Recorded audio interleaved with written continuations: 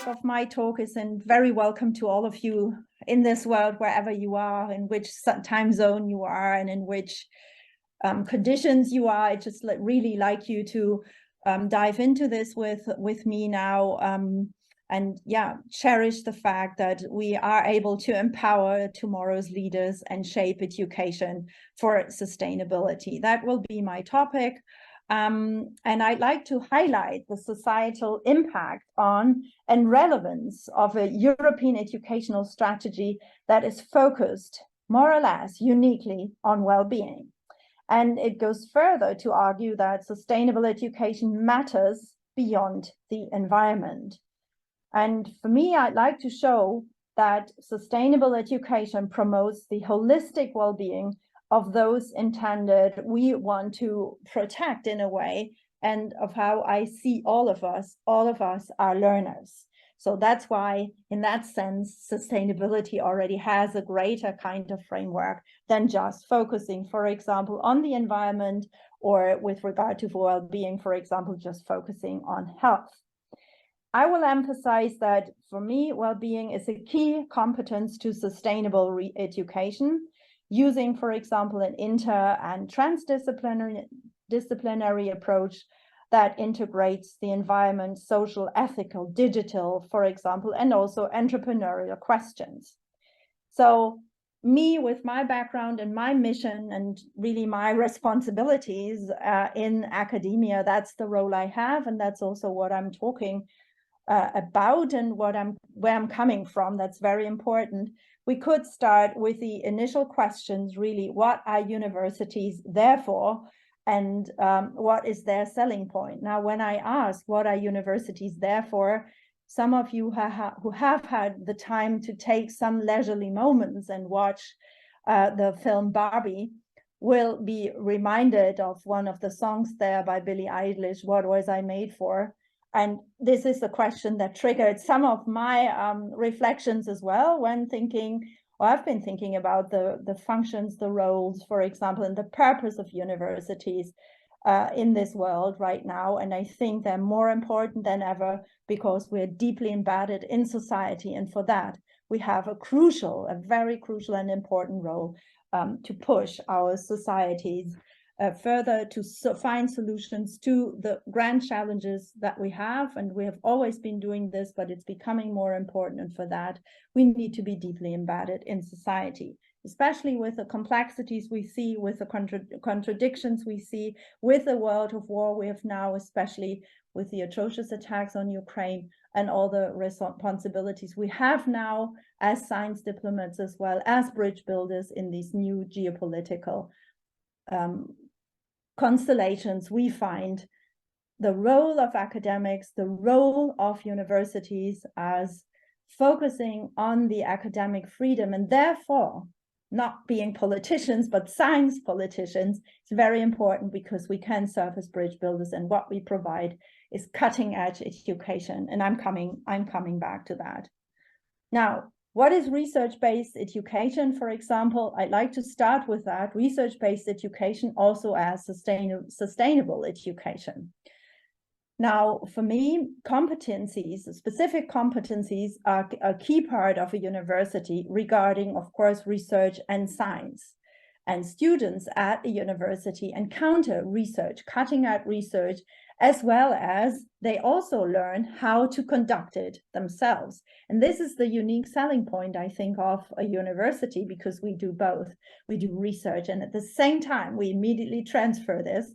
This is one of the transfer dimensions to education, to what we teach, to how we co-create with our students, and to how we all are learners as such.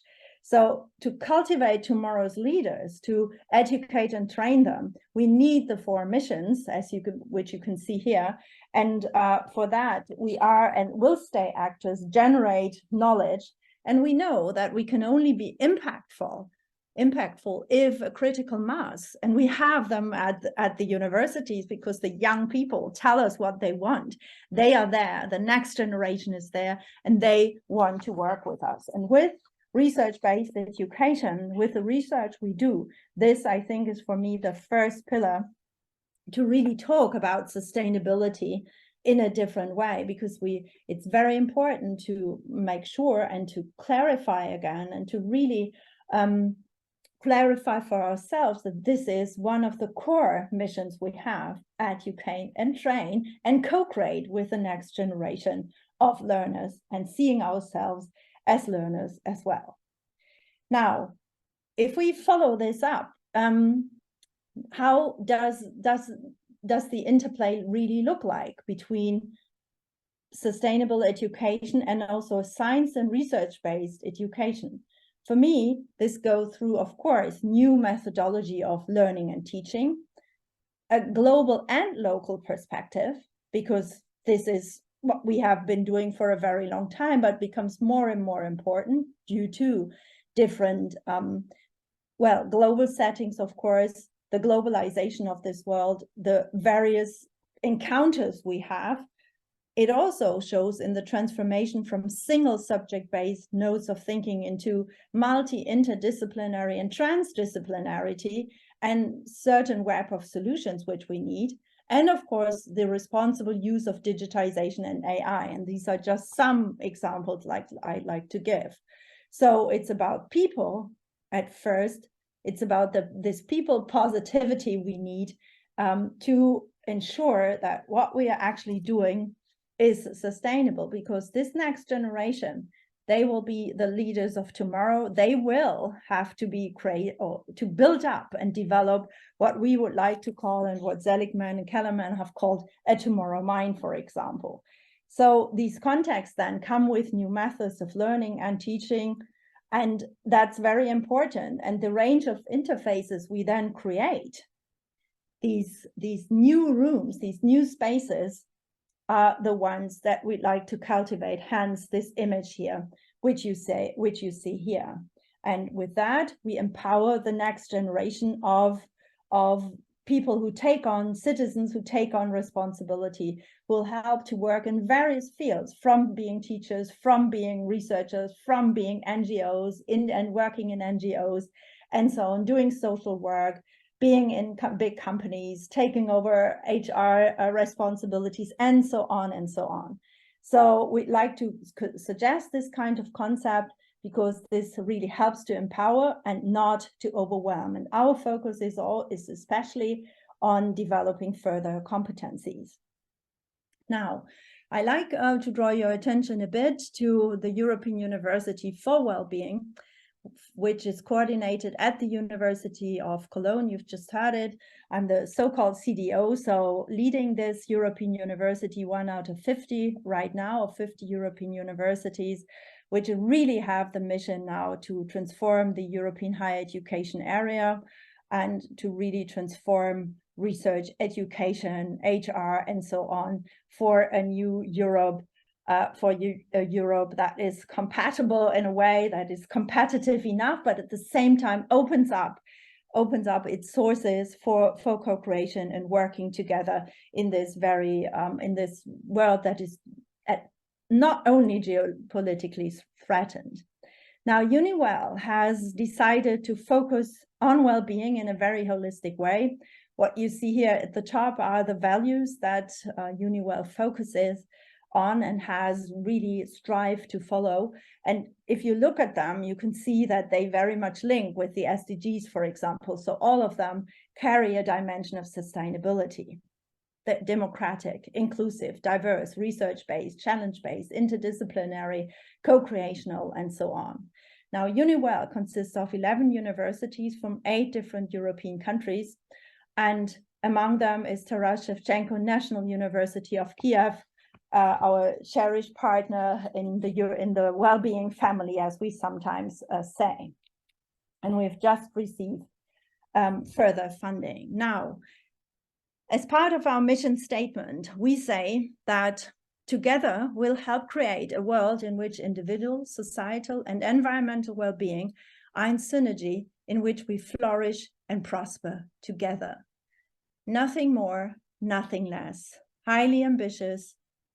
And here you can see already why I also claim that both an approach to sustainability and well-being has to be holistic.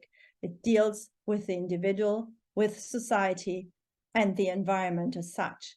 And if we manage, at least sometimes, and this is difficult enough because there are always these contradictions and complexities, but if we manage to create synergy, then only then will flourish and prosper together. And that's our huge mission to what we would like to contribute both internally as an alliance, but also for this world, for example, to become the voice for well-being and so on. Now, as I said, we'll define well-being holistically. We take a multidimensional approach and have the individuum and society going together. And for that, for this European and global mission of our time, we, for example, very concretely support internationalization at home, barrier-free mobility, and we'd like to use EUniWell's carbon footprint. That's the environmental component of well-being, because we feel if you claim that you like to foster well-being, meaning that things going well in a very simplified version of a definition of well-being that is both hedonistic, I'd say, and has society in mind, then of course you have the environmental perspective, and at the same time you have to find, oh, I hope I'm not gone. I'm back now. Then of course you have to find, of course, structures that help you to train, to create learning experiences for everybody, more or less, in their different roles at the university.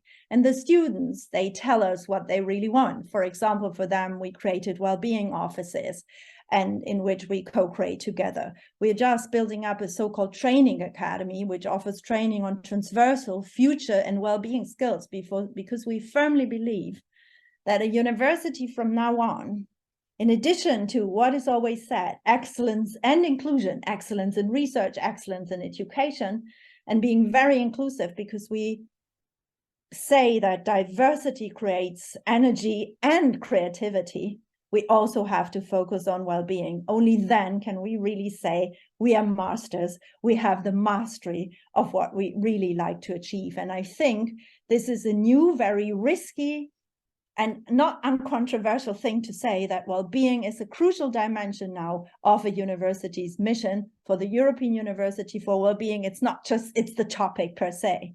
It's the theme per se on all dimensions in all areas. So a training academy which teaches you, which helps you to learn these different skills, and well-being skills include how to take care of your mental health, but at the same time, how to be a digital native, how to be digitally sovereign. So that's something we'd like to do. And we continue to increase the sustainability of our physical and digital campuses and immediate region. So there you see how sustainability interacts with well-being.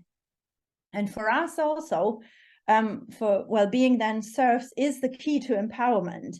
And the SDGs have inspired particular structures we are using, such as arenas. I can tell you more about that if you like to.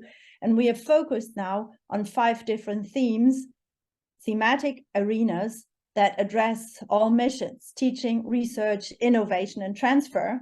And is open, they are all open to all members of the university, because we think co-creation, working together is key. Connection is the mission here. In health, in social equality, in environmental change, in teacher education, there you see as well. Many of our universities have a focus on teacher education, so educating and training the next generation of teachers at school. And the 5th area is culture and multilingualism. And I've used this image here by Eliza Singer on environmental graffiti, where she has used, for example, one diagram from a book on central banking, here, this one, where she uses this. The author here suggests that it would be very important to see our environment at the top and surrounding society and economy, and not the other way around, so that they are not just points of intersections. And for that, she created this beautiful image, this beautiful graffiti, a piece of art, to say how she transfers this mission into arts, which also says that what we have to do now is not just related to computer science or to health, to the natural and physical sciences, but all disciplines have to contribute to what we have to do to foster sustainability and also our well-being, which means I'm coming back to my own field, linguistics. So it's the social sciences and the humanities who are asked now to contribute to this. So if it comes to defining algorithms that are responsible, for example, we have to say where the alignment happens, where the threshold is that algorithms can't work anymore, that they are biased, and so on. That's our role. We have to become actors here. Hence, also this very interdisciplinary and comprehensive field of disciplines we need to do this. So well-being could give birth to sustainable institutions and organizational structures where staff and students engage in co-creative activities and where we all thrive and feel at home, and where we can find answers to what was I made for, what are universities made for. I think that's very important to do. So to conclude here with my just brief input, I like to say that sustainable education can only be attained by persistent persons and people. So it's very people positive, who understand well-being at the individual, but also societal and planetary level. And this needs to be fed into education as well. So additional micro-credentials, additional learning opportunities that, in addition to the master's and BA programs we have, that help students and other learners to thrive in those. And people who are empowered to create sustainable change in academic culture, systems, and knowledge transfer will also be able to do that once they enter their different professions. And we know that these will change anyway in the course of a career, but we have lots of things to do, and we need those well-being experts, those experts in contradictions, for example, in complexities, to solve the issues that are now at stake, to fight for freedom, to fight for democracy, and, well, to rebuild what is currently being destroyed in this world. And I think also this will create and transform academic culture systems, and also the way we transfer knowledge to society, and also the way we have to transfer knowledge to society. This is the responsibility we have. So I guess that's where I like to stop here. Thank you very much for your attention.